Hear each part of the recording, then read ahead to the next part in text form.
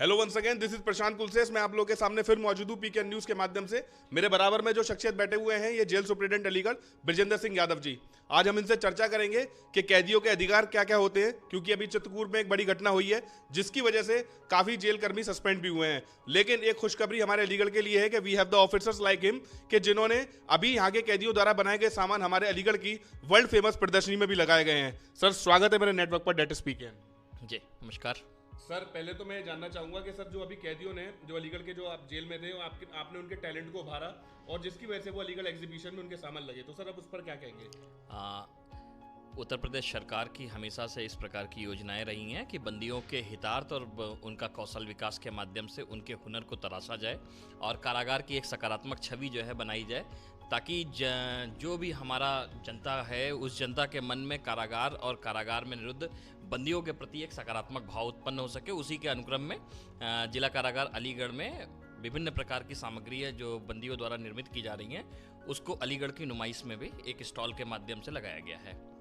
Sir, अभी चित्रकूट में एक घटना हुई है जिसकी वजह से काफी पुलिसकर्मी सस्पेंड हुए हैं जेल पुलिस के, तो सर इस तरीके की घटना अलीगढ़ में ना हो, तो सर आप इस पर किस तरीके से काम करेंगे और आपका क्या थिंकिंग है? सर, ऐसा क्यों होता है जेलों में? देखिए, सामान्य रूप से मैं अवगत कराना चाहूँगा, नियमांतर्गत यदि आप कार्य करते हैं तो इस प्रकार की घटनाएं नहीं हो सकती हैं। और ये बैठे हुए जो भी अधिकारीगण हैं उनकी इंटीग्रिटी है, वो संबंधित चीज़ों को सुपरविज़न करें और जो भी नियमानुसार है उस नियमानुसार उन चीज़ों को कंप्लीट कराएं।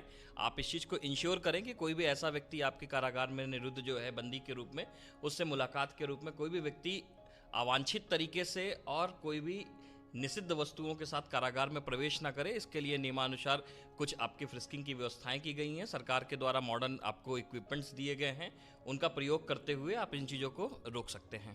सर, एक आखिरी सवाल, सर बिल्कुल बेसिक से शुरू करते हैं कि जैसे मान लीजिए कोई कैदी आता है, गरीब कैदी, तो सर उसके क्या क्या राइट्स होते हैं एक जेल के अंदर? देखिए, सबसे पहले मैं आपको अवगत कराना चाहूँगा, कारागार के लिए दो महत्वपूर्ण विषय होता है, कारागार की सुरक्षा और कारागार का प्रबंधन। तो इन दोनों के मद्देनज़र ही हमको सारी चीज़ें ध्यान में रखनी पड़ती हैं। बंदी कारागार में आता है तो उसके अपने सामान्य जितने भी अधिकार हैं वो अधिकार उसके अपने कारागार में भी युक्तियुक्त रूप से उसे प्रदान किया जाता है। उसे अच्छी स्वास्थ्य की सुविधा प्रदान की जाती है, उसे शिक्षा का अधिकार दिया जाता है, उसे सामान्य रूप से जो हमारा प्राण और दैहिक स्वतंत्रता है आर्टिकल 21 के अंतर्गत, वो सर्वाधिक महत्वपूर्ण है कि हम उसकी सेफ कस्टडी कर सकें, उसको उसके जीवन के प्रति किसी प्रकार का स्वयं के द्वारा ना खतरा वो उत्पन्न कर ले, ना अन्य बंदियों के द्वारा उसे किसी प्रकार का खतरा उत्पन्न हो। इस चीज़ को हम इंश्योर करते हैं। उसकी safe custody is our primary aim. तो हम बेसिकली उस चीज़ को ध्यान में रखते हैं और उसके बाद उसकी चिकित्सा से संबंधित चीज़ें हो गई जो उसके प्राण दैहिक स्वतंत्रता के अंतर्गत ही निहित है।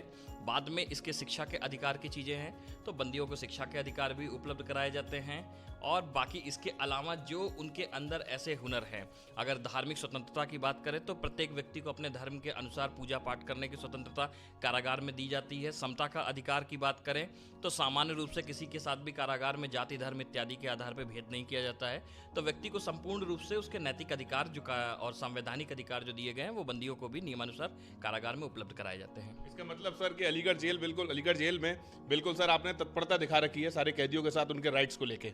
सर, पीके न्यूज़ से बात करने के लिए सर बहुत बहुत धन्यवाद। Thank you.